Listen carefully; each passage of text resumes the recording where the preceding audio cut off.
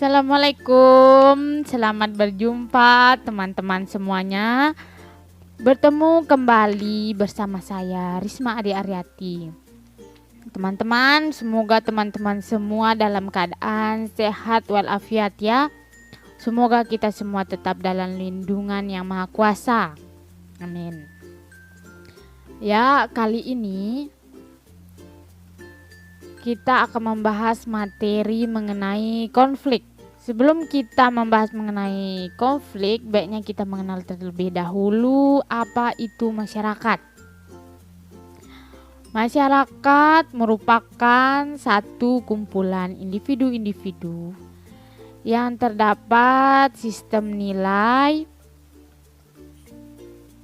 norma, dan struktur sosial di mana individu-individu itu menciptakan tindakan sosial berdasarkan pada nilai, norma, dan struktur sosial yang ada. Itulah pengertian dari masyarakat.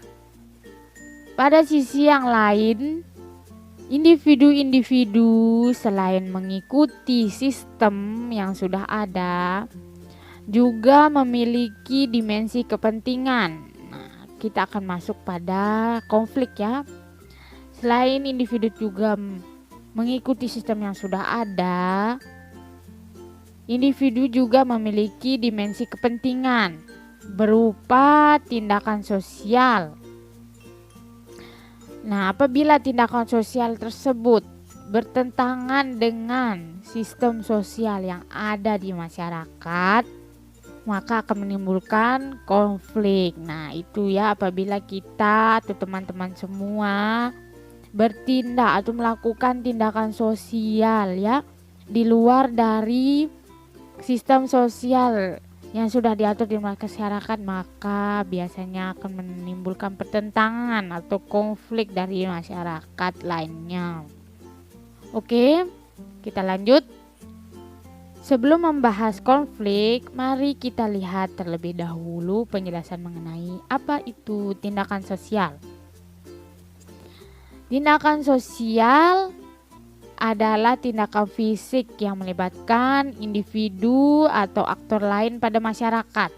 Nah, itu dia tindakan sosial. Tindakan sosial terdapat 4 tindakan sosial menurut Max Weber. Yakni ada tindakan rasional, tindakan nilai, tindakan afektif, dan tindakan tradisional. Nah, terdapat 4 menurut Max Weber. Baik, kita lanjut langsung saja mengenai pengertian dari tindakan rasional. Tindakan pertama yaitu tindakan rasional yang didasari pada akal atau rasio. Nah, sehingga mempertimbangkan antara tujuan dan cara yang dilakukan. Nah, tindakan rasio ini apabila kita menginginkan melakukan sesuatu, kita akan didasarkan pada rasio atau akal untuk mencapai suatu tujuan itu. Itulah dinamakan dengan tindakan rasio. Baik, kita langsung saja contohnya. Seorang murid atau seorang siswa yang belajar demi mempersiapkan dirinya sebelum ulangan. Yang selanjutnya ada seorang pengrajin gerabah yang mempersiapkan atau tujuannya untuk dijual kembali. Kemudian yang ketiga ada pembuatan jalan tol demi kemaslahatan orang banyak ya. Inilah contoh dari tindakan rasional. Bagaimana? Sejauh ini sudah paham? Kita akan saja ke tindakan yang berorientasi nilai. Tindakan berorientasi nilai ini adalah tindakan yang didasarkan atas nilai. Berbeda dengan tadi tindakan rasional didasarkan atas rasio atau akal. Tindakan yang kedua ini lebih kepada nilai, di mana dia akan mempertimbangkan nilai hal yang dianggap baik atau lumrah atau wajar di masyarakat tersebut. Contohnya, kita langsung saja. Nah, makan sehari-hari biasa kita makan menggunakan tangan kanan.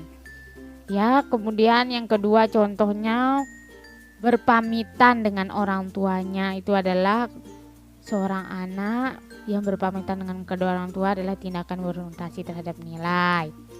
Kemudian yang ketiga itu adalah ilustrasi dari seorang apabila kita bertemu dengan seorang guru, dosen atau orang yang lebih dituakan, hendaknya kita menyapa sebagai bentuk dari hal yang baik atau hal yang wajar di masyarakat untuk kita lakukan terhadap orang yang lebih tua. Kemudian kita lanjut saja pada tindakan afektif. Tindakan afektif ini adalah tindakan yang didasarkan atas emosional. Nah, dia lebih kepada emosional atau perasaan ya, seperti marah, sedih. Contohnya marah, sedih, empati, kasihan itu adalah tindakan didasarkan atas afektif ya, emosional. Nah, kita lanjut saja langsung contohnya. Nah, di sini ada orang yang menangis melihat film yang sedih. Nah, orang yang menangis melihat film yang sedih itu adalah tindakan emosional kita. Apabila kita melihat sesuatu hal yang sedih, pasti kita akan menangis. Juga kita akan merasakan sedih. Juga kita akan merasakan ikut seperti apa yang dirasakan. Itulah tindakan afektif atau tindakan emosional. Kemudian yang kedua, nah di sini kita melihat bahwa di sini ada orang yang berkelahi. Nah, ini adalah tindakan emosional bahwa apabila barang kita tercuri, kita akan marah. Itu adalah tindakan yang spontan ya, spontan dilakukan. Ada orang yang mengganggu kita, kalau ada orang yang mencuri barang kita atau merusak barang kita nih, kita akan pasti spontan, kita akan marah. Nah, itu adalah tindakan emosional, ini berkaitan dengan tindakan afektif. Kemudian yang ketiga adalah tindakan, nah di sini happy ya, tindakan bahagia dari orang yang setelah menikah. Dia pasti bahagia setelah menikah. Ini adalah contoh orang yang memiliki tindakan emosional, spontan bahagia. Ini adalah perbedaannya antara tindakan rasional. Tindakan rasional itu lebih mempertimbangkan pertimbangan mendalam, sedangkan tindakan emosional lebih spontan.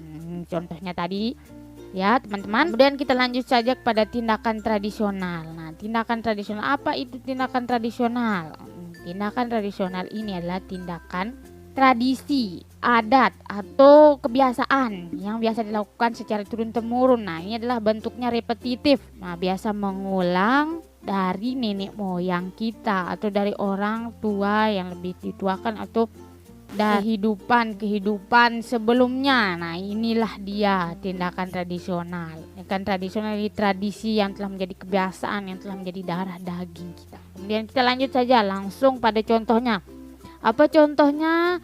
Yang pertama itu ada tindakan tradisi ngaben di Bali. Nah, ini adalah tindakan tradisional sebagai bentuk penghormatan atas orang yang telah meninggal dunia. Ini tradisi yang dilakukan secara turun-temurun oleh nenek moyangnya. Apabila kalau ada orang meninggal, biasa tradisi masyarakat Bali, dia akan ngaben. Kemudian yang kedua ada tahlilan. Nah, tahlilan di sini biasa dilakukan oleh pada masyarakat kita ya. Apabila ada acara-acara tertentu atau biasa pada malam Jumat kita melakukan tahlilan. Apa contoh yang lainnya? Kita langsung saja pada perayaan Maulid Nabi. Nah, ini contohnya perayaan Maulid Nabi. Kita merayakannya untuk memperingati hari kelahiran Nabi besar kita Muhammad SAW. Nah, sejauh ini tadi penjelasan mengenai tindakan sosial. Bagaimana teman-teman? Apakah sudah mengerti? Oke, baik, sudah mengerti ya. Ya, kita langsung saja pada pemahaman mengenai proses pembentukan konflik. Ya, konflik di sini kita bahas konflik. Apa itu konflik? Konflik terbentuk dikarenakan adanya tindakan sosial di mana antar individu memperjuangkan kepentingan-kepentingan untuk memperebutkan sumber daya di masyarakat. Nah, itulah konflik ya. Jadi apabila kalau ada orang ribut-ribut, pasti dia itu yang namanya konflik, karena pasti di antara orang itu memperjuangkan kepentingan-kepentingan yang ingin dimenangkan oleh salah satu lawannya ya. Apa saja contohnya konflik? Langsung saja. Konflik dapat berupa konflik antar kelompok. Nah, contohnya konflik antar kelompok ini kita bisa lihat sekolah A dan sekolah B berkonflik. Contohnya sekolah A dan sekolah B berkonflik. Bisa kita lihat ya. Kemudian yang selanjutnya itu adalah konflik antar suku. Nah, waduh, ngeri nih, ngeri. konflik antar suku. Konflik antar suku biasa terjadi apabila ada konflik yang berkepanjangan ya. Kemudian yang selanjutnya nih ada juga konflik antar agama. Konflik antar agama ini juga bisa seperti Israel dan Palestina. Nah, ini adalah konflik yang sampai saat ini tidak kunjung usai ya teman-teman. Dan masih banyak contoh konflik lainnya yang bisa teman-teman cari di kehidupan masing-masing. Ini adalah salah satu contoh-contoh konflik yang mungkin bisa memahamkan teman-teman bagaimana apa itu konflik. Selanjutnya kita lanjut. Kepentingan konflik tersebut memperebutkan sumber daya. Sumber daya apa saja yang diperebutkan? Ya, ini sumber daya material dan sumber daya non material. Di mana sumber daya material dapat berupa, nah contohnya pakaian, kemudian contohnya rumah, kemudian contohnya alat musik. Nah, inilah contoh dari sumber daya material. Selanjutnya, apa saja contoh dari sumber daya non material? Sumber daya non material ini berupa Kepercayaan, bahasa, nilai, atau simbol-simbol yang selama ini kita ketahui yang memang tidak berupa fisik namun ada dalam kehidupan kita semua. pada konflik yang dimenangkan oleh individu tertentu, individu tersebut mempunyai kekuasaan yang lebih unggul dari lawan konfliknya. Kekuasaan itu bisa berupa kepemilikan sumber daya baik material dan non material, sehingga untuk mempertahankan posisinya dengan lawan konflik, para aktor atau individu tersebut harus mempunyai kekuasaan yang lebih unggul sehingga dapat mengalahkan lawannya. Gerakan para aktor untuk memperebutkan kepentingan tersebut dinamakan mobilitas atau gerak sosial yang dapat menimbulkan dinamika konflik. Dinamika konflik mana proses konflik dari aktor-aktor di dalamnya menciptakan situasi konflik yang terpecahkan dan tidak terpecahkan. Nah, ini contohnya ilustrasi, teman-teman lihat semuanya pada layar monitor teman-teman semua bahwa konflik ya. Biasanya kita melihat orang-orang yang beradu argumen atau ribut-ribut. Nah, itulah dia orang yang sedang berkonflik. Kemudian kita lanjut saja. Konflik yang tidak terpecahkan. Konflik ini timbul apabila yang pertama, konflik belum dapat sumber daya. Masing-masing aktor mobilisasi kekuasaan, masing-masing aktor memiliki level kekuasaan yang tinggi. Nah, kemudian selanjutnya terdapat beberapa bentuk tindakan konflik. Yang pertama ada avoidant atau menghindari konflik. Yang kedua ada menarik diri. Yang ketiga ada kontensius, yakni tindakan kekerasan atau violence action. Kemudian ada kompromi, yakni tindakan menghadapi konflik dengan menerima sesuai sumber daya yang dimiliki. Nah, kompromi ini adalah tindakan untuk menyelesaikan konflik ya. Ini adalah kompromi untuk menyelesaikan konflik, di mana kedua orang bertemu mengomongkan hal-hal yang ingin bisa dirundingkan supaya konflik selesai. Kemudian ada tindakan transenden.